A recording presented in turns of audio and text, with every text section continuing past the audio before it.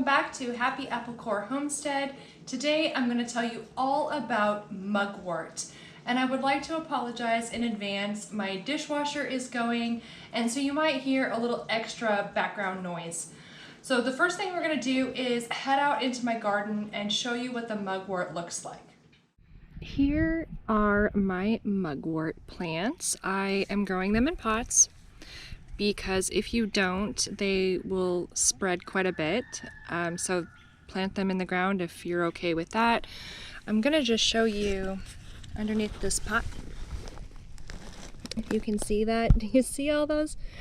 Even if you grow it in pots, it will escape the pot and grow into the ground. They're much happier all the way in the ground than they are in a pot, but you can see they're pretty tall. Mugwort can get up to 6 feet tall, but because these are a little bit constrained in their small pots, they are more like 3 feet tall. And here, just want to show you a close-up of the leaves. Let me see if I can, I'm sorry, the sun is kind of strange, but there you go. I think you can probably see the shape of the leaves. And they're a little bit silvery on the back side. And I have a snail right there hanging out.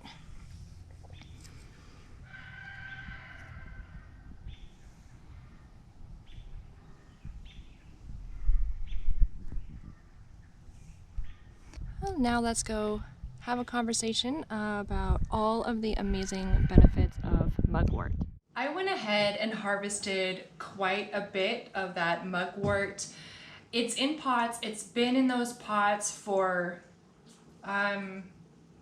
probably 2 years now. And as you saw, it is growing into the dirt, and it's kind of like in a space where I need to refurbish that little spot of land.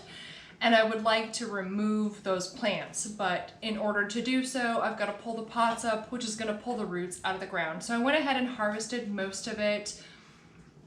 And I do have more growing up in my grow house, and I'll be replanting it somewhere else. So we'll have more. And I got a pretty good amount. I'm planning on making a tincture as well as drying a whole ton of it.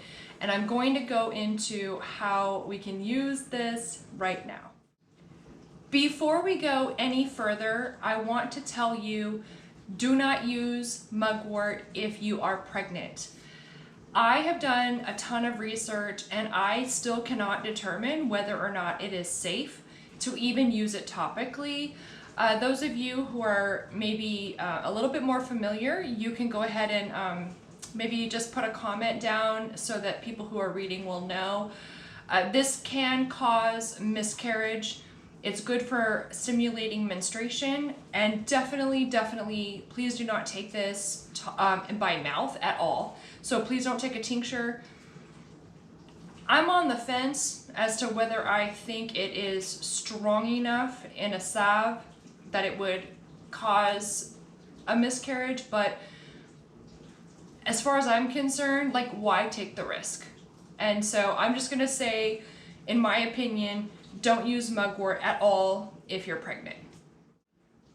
The best time to harvest mugwort is right before the tiny little flowers bloom. And of course, that is now. So in the springtime is a great time. I'm in Zone 8B in the Pacific Northwest. It may be different where you are, but I have harvested this before the little flower buds come out. You can use both the leaves and the root. If you want to harvest the root, the best time to harvest it is in the fall, because right now, this time of year, all of the nutrients and energy is going into the leaves and the flowers that will be coming soon. So I still may, even though I'm planning on pulling these plants out of the ground in the next few days, I will still probably harvest that root, but the best time where it will be highly medicinal would be in the fall. Fun fact about mugwort: these leaves, in their raw natural form, can be put into your shoes or inside of your socks if you're having foot pain or fatigue, and it will really help relieve that. So if it's not super uncomfortable for you, or you're walking a long distance and you come across it when you're foraging, go ahead and put some of those in your socks or in your shoes to help alleviate some of that tiredness that your feet will be experiencing. Now we're going to talk about what a mugwort tincture is good for. I'll put a link up here for you so that you can see how to make a tincture. Those instructions are exactly what you would need to make a mugwort tincture. One of the biggest reasons that people like to use mugwort medicinally and as a tincture is for lucid dreaming. And that can be scary, so start slow and just be aware that taking a tincture, even if it's for another purpose, can cause very lucid dreaming and very vivid dreams in general. As I mentioned earlier, mugwort is a menstruation stimulant. So a tincture would be good if you're having some, how do I put it delicately, lady troubles, and you need to kind of get that going. You might want to consider taking a mugwort tincture. It's also good for menopausal symptoms and kind of the hormonal balance. A mugwort tincture is also good for pain relief and digestive support. Now let's move on to how mugwort can be used in a salve. I will put a link up here on a basic salve recipe. That is how I would treat this as far as an infused oil, and all the information you need will be there. I almost think that mugwort is even more available to us topically because it is good for bruises, itching, body odor. Like, throw that aluminum deodorant out, you guys, because this would work great for that. It's also excellent for muscle pain, joint pain, healing scar tissue, and increasing your circulation in general. So if you have Raynaud's, like, this might be just the thing for you to use topically. And you don't have to make a full salve. You can just use an infused oil as well if that's more convenient for you.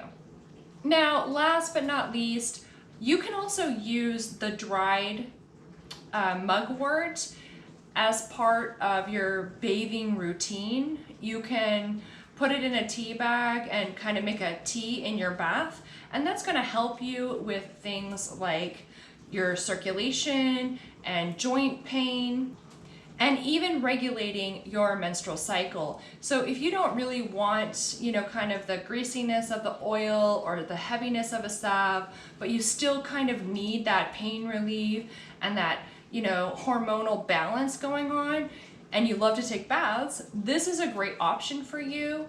And you can add tons of different herbs kind of depending on what you want. I definitely love a really good herbal bath.